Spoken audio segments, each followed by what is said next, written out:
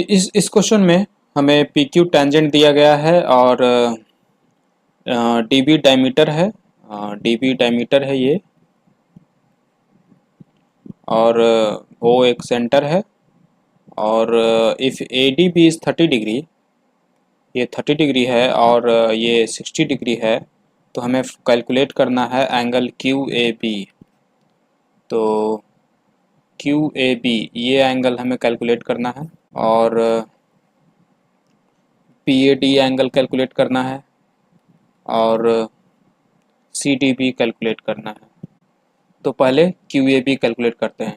तो ये angle equal होगा angle subtended by this code in alternate segment. Okay, तो इस कोड के द्वारा इस तरफ कितना एंगल बनाया गया है पेरीफेरी पे, तो ये 30, तो ये भी 30 होगा। तो ये हो गया 30। नाउ पी ए डी ये, तो ये फिर ये एंगल टेंजेंट और कोड के बीच का एंगल है, तो ये एंगल इक्वल होगा इस कोड के द्वारा अल्टरनेट सेगमेंट में जो बनाया गया एंगल है उसके बराबर, मतलब इसके बराबर। ये थ्योरम है। आप अगर आपको ये थ्योरम नहीं मालूम है तो आप इसी एक्सरसाइज के पिछले वीडियोस जिसमें हम क्वेश्चन 2 और फर्स्ट क्वेश्चन को एक्सप्लेन किए हैं, वहाँ से आप देख सकते हो। तो एंगल पी ए डी कितना होगा, तो ये एंगल इस एंगल के बराबर होगा, और ये 30 है तो ये 90 होगा। ये 90 क्यों होगा, क्योंकि ये डायमीटर पे बनाया गया ट्रायंगल है, तो इसलिए 90 होगा। और ये हो जाएगा 60, तो ये भी हो जाएगा 60। तो P A D is 60 and C D B ये एंगल, तो ये एंगल 90 होगा क्योंकि ये भी डायमीटर पे बनाया गया ट्रायंगल है, तो ये हो जाएगा 30।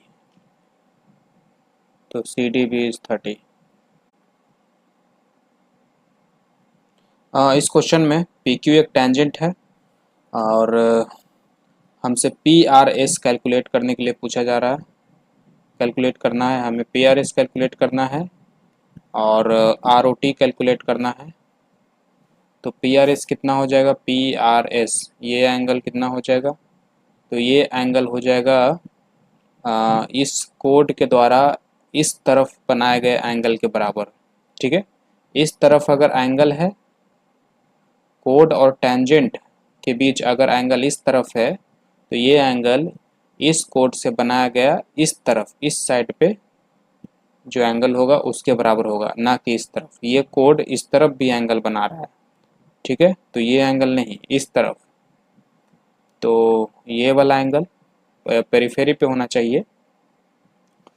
तो this angle is equal to this angle, और ये कितना होगा, तो यहाँ 30 दिया हुआ है तो ये होना चाहिए 30।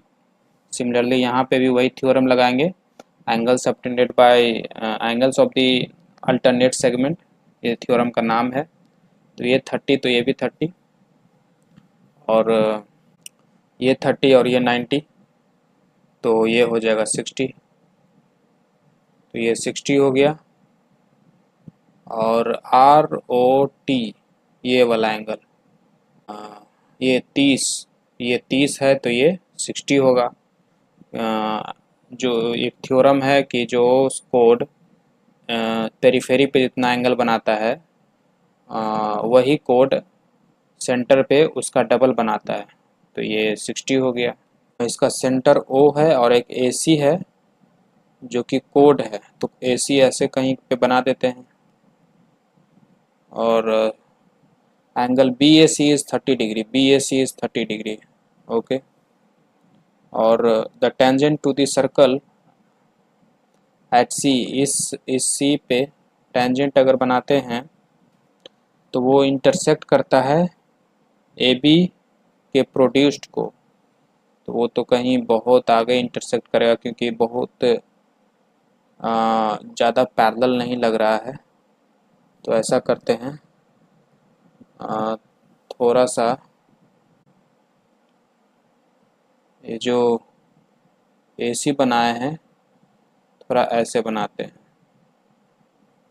ठीक है, और यहाँ से कोड बनाते हैं, टेंजेंट बनाते हैं। ओके, और ये टेंजेंट ए बी के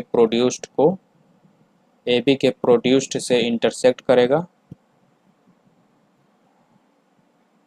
डी पे। हमें शो करना है B C is equal to B D. B C ये है और बी डी ये है।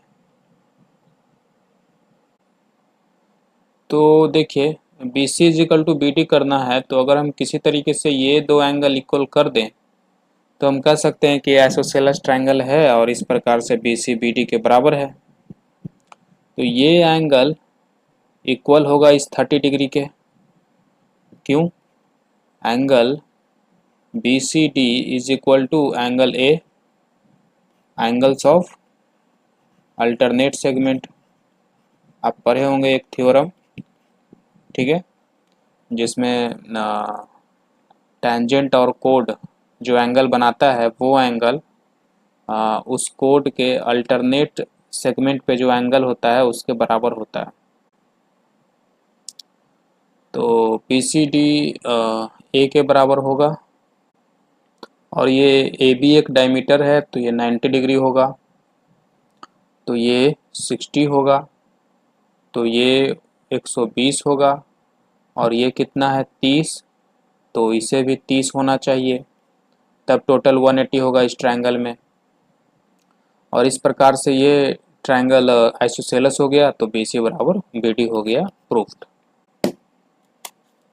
तो 6 नंबर में है कि tangent at P to the circumcircle of triangle P Q R is drawn.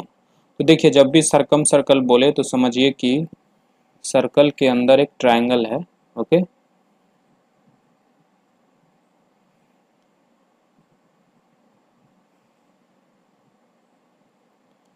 P Q R एक ट्रायंगल है और टेंजेंट बनाया गया है पी पे।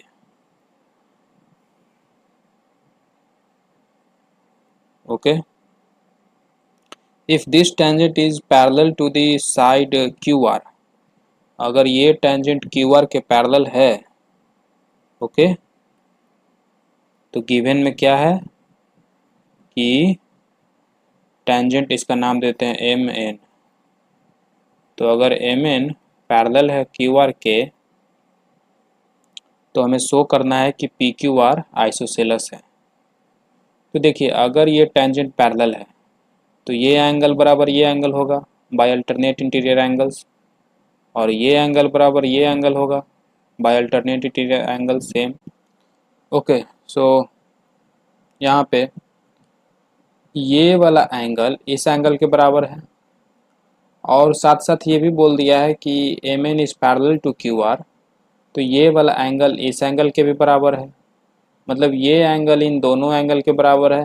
तो प्रूफ हो गया कि ये आइसोसेलेस ट्रायंगल है।